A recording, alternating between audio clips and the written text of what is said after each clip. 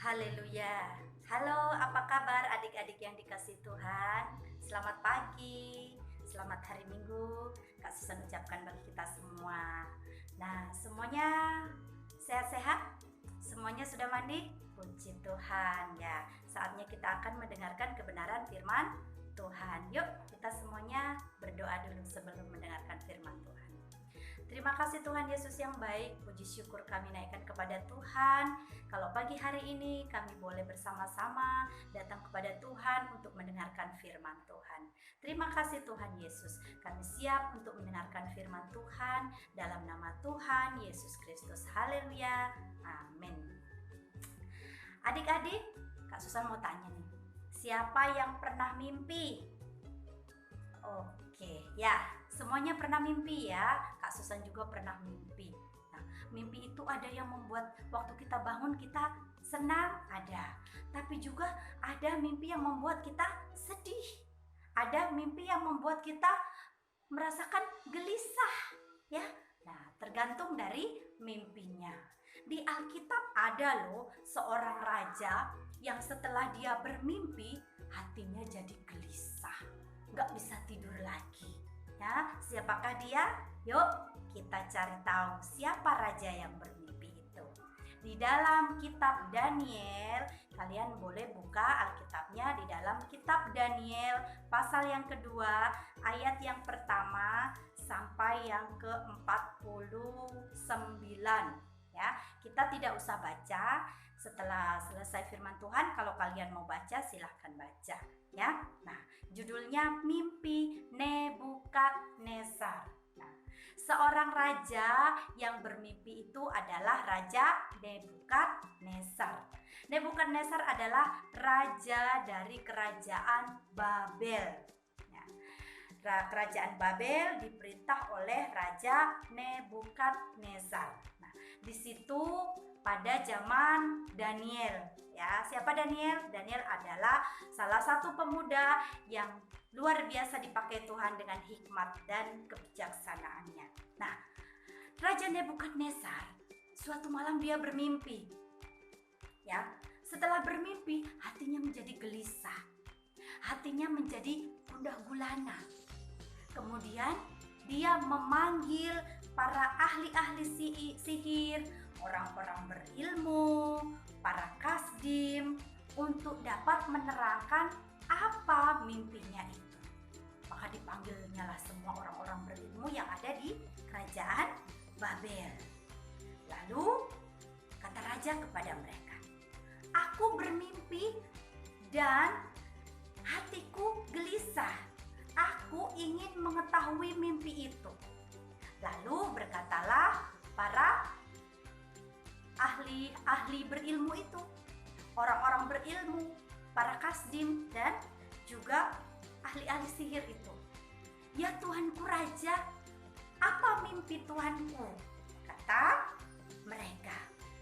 "Beritahukan kepada hamba-hamba supaya hamba boleh memberitahukan arti dari mimpi Tuanku."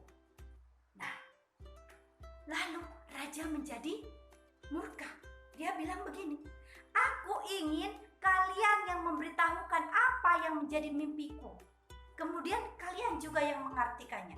Aku sudah mengambil sebuah keputusan. Kalau kalian tidak bisa memberitahukan apa mimpi dan juga arti dari mimpiku itu, maka aku akan melenyapkan, aku akan memusnahkan dan membunuh semua orang-orang berilmu, ahli-ahli jampi, dan juga ahli-ahli sihir, para kasdim yang ada di negeri ini." Wah, itu yang dikatakan oleh Raja Nebukadnezar. Lalu para ahli sihir itu, para orang pintar itu berkata, "Tuanku Raja, ampun, selama ini tidak ada seorang raja pun yang meminta permintaan seperti Tuanku Raja. Tidak ada raja besar pun yang meminta permintaan seperti ini, memberitahukan mimpi beserta artinya." Wah, lalu pokoknya raja sudah marah. Dan dia ingin membunuh semua orang-orang bijaksana, orang-orang berilmu yang ada di negeri Babel. Maka terancamlah semua orang-orang pintar dan bijaksana yang ada di di negeri Babel itu, termasuk Daniel, Hananya, Misael, dan Azaria. Mereka juga adalah orang-orang bijaksana yang ada di negeri itu. Kemudian Daniel menemui Ariok. Siapa Ariok?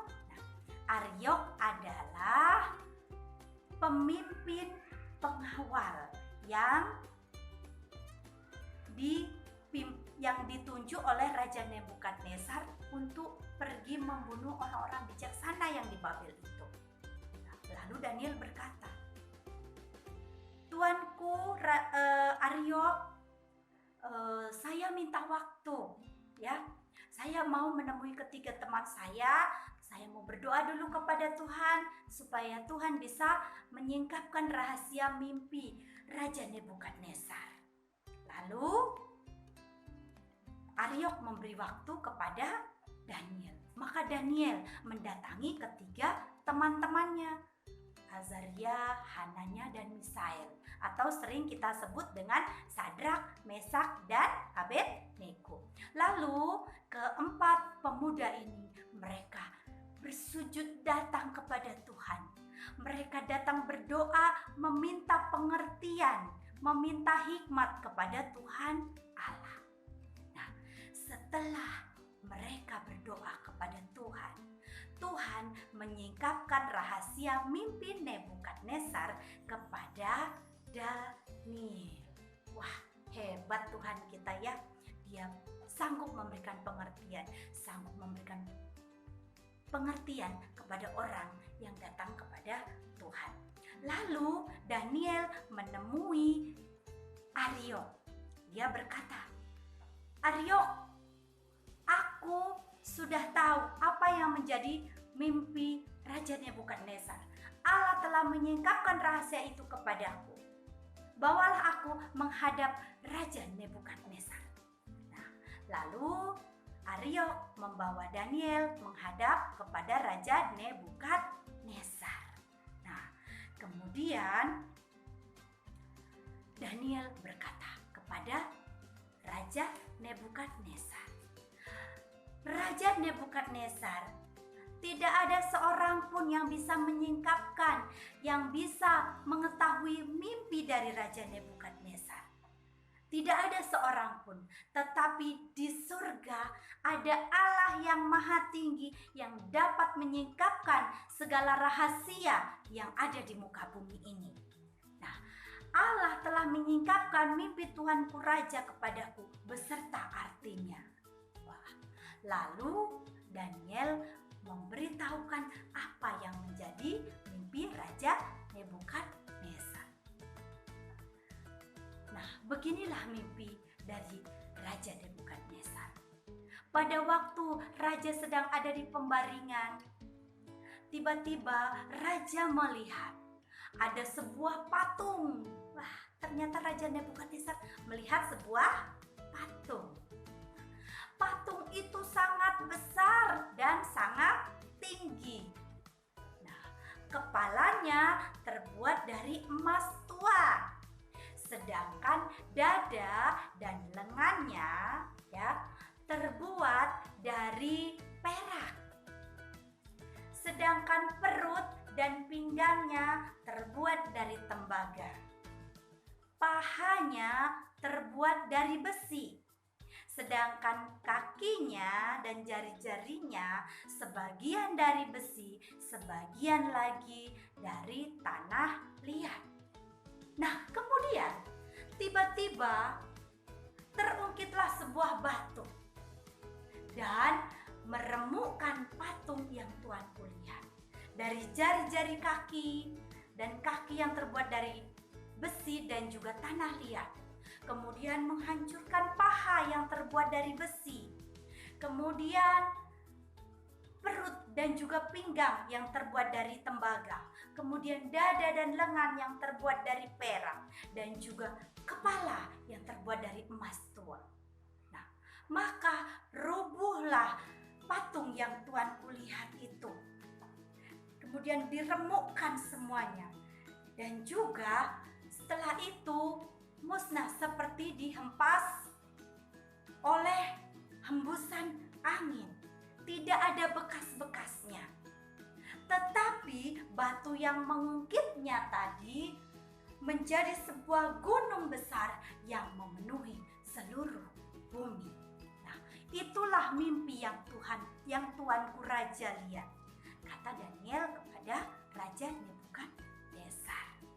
Dan artinya adalah kepala yang terbuat dari emas tua adalah Tuanku Raja, yang penuh dengan kekuatan, yang penuh dengan kemuliaan, yang penuh dengan kebesaran. Nah, itulah kerajaan Tuanku Raja. Setelah Tuanku Raja, maka akan bangkit, akan muncul kerajaan yang tidak lebih besar dari Tuanku Raja, yang kurang besar dari kerajaan Tuanku Raja, yang terbuat dari perak. Kemudian kerajaan yang ketiga akan muncul, yaitu kerajaan yang terbuat dari tembaga. Nah, kerajaan yang keempat muncul, yaitu kerajaan yang terbuat dari besi. Nah, kerajaan itu akan meremukkan semua kerajaan karena dia terbuat dari besi. Nah, setelah itu kerajaan itu akan menghancur luluhkan. Dan kerajaan ini akan meremukkan semuanya. Ya, dan seperti Tuhanku lihat kaki dan jari-jarinya yang sebagian dari tanah liat dan juga dari besi, kerajaan itu akan terbagi dua. Ya, terbagi dua. Dan akan bercampur oleh perkawinan. Besi bercampur dengan tanah liat, akan bercampur, tetapi mereka bukan satu kesatuan. Mereka tercampur karena perkawinan, tetapi tidak menjadi satu. Nah, itu yang menjadi arti mimpinya. Nah, kemudian kerajaan itu ya akan terungkit oleh sebuah batu. Tidak tahu siapa yang mengungkitnya. Dan kerajaan itu akan roboh, akan remuk, dan akan sirna. Sedangkan batu pengukitnya akan menjadi sebuah gunung yang besar yang memenuhi seluruh bumi. Dan mimpi itu adalah benar dan maknanya dapat dipercayai.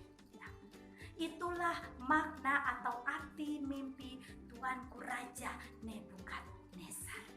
Nah, setelah Raja mendengar mimpi dan penjelasan artinya dari Daniel, maka sujudlah Raja Nebukadnezar serta menyembah Daniel, dan diperintahkan kepada para pengawalnya untuk memberikan pemberian, untuk memberikan hadiah kepada Daniel karena bisa memberikan dan menerangkan arti dari Raja Nebukadnezar. Kemudian raja akan memberikan kekuasaan kepada Daniel, tetapi Daniel menolaknya. Tuhan, kalau Tuhan memberikan kekuasaan, berikan saja kepada Hananya, Misael, dan Azaria, atau kepada Sadrak, Mesak, dan Abednego. Nah, maka raja memuliakan Daniel, ya. Raja memuliakan Daniel, diberikan banyak pemberian yang besar, ya, dan dia dijadikan penguasa, ya. Nah, lalu atas permintaan Daniel, kekuasaan itu diberikan kepada ketiga temannya. Nah, adik-adik yang dikasihi Tuhan, kenapa ya Daniel bisa diberikan hikmat yang begitu luar biasa? Kenapa ya Daniel bisa diberikan hikmat yang begitu hebat oleh Tuhan? Rahasianya karena Daniel suka berdoa. Daniel suka memuji Tuhan, Daniel suka mencari Tuhan, Daniel suka menyembah Tuhan. Dan ketika dia mengalami kesulitan, dia datang kepada Tuhan, dia berdoa kepada Tuhan, minta pengertian, minta hikmat, minta kebijaksanaan daripada Tuhan. Maka Tuhan menyingkapkan rahasia-rahasia itu kepada Daniel. Nah, adik-adik yang dikasihi Tuhan, adik-adik juga seringkali ketika belajar, ketika sekolah mengalami kesulitan kan? Nah, kalau kalian ingin seperti Daniel, kalian harus rajin berdoa, minta pengertian, minta hikmat, minta kepintaran dari Tuhan. Sehingga Tuhan memberikan pengertian sehingga anak-anak menjadi anak-anak yang pintar, yang berprestasi, yang memuliakan nama Tuhan. Nah, adik-adik yang dikasihi Tuhan, inti firman Tuhan pada pagi hari ini bahwa adik-adik kalau mengalami kesulitan harus datang berdoa kepada Tuhan. Karena Allah sumber pengertian, Allah sumber kepandaian, Allah sumber kebijaksanaan, Allah sumber pengertian. Ya, nah sekarang kita mau menghafalkan ayat hafalan. Ya, ayat hafalannya ada di Ayub pasal 13, ya, ayat 14. Ayub 12 ayat 13, ya. Ayub 12 ayat 13. Tetapi pada Allah lah hikmat dan kekuatan, dialah yang mempunyai pertimbangan dan pengertian. Sekali lagi ya. Ayub 12 ayat 13. Tetapi pada Allah lah hikmat dan kekuatan, dialah yang mempunyai pertimbangan dan pengertian. Dihafalkan ya adik-adik, kemudian di video. Oke, demikian firman Tuhan, kita berdoa. Terima kasih Tuhan Yesus, kami sangat bersyukur kepada Tuhan karena Tuhan sudah memberkati kami dengan firman Tuhan. Ajar anak-anak sekolah minggu yang ada untuk setia berdoa kepada Tuhan, minta hikmat kebijaksanaan daripada Tuhan. Terima kasih Tuhan. Firman Tuhan selesai disampaikan, tetapi kami percaya firman-Mu tinggal menjadi rema bagi anak-anak kami.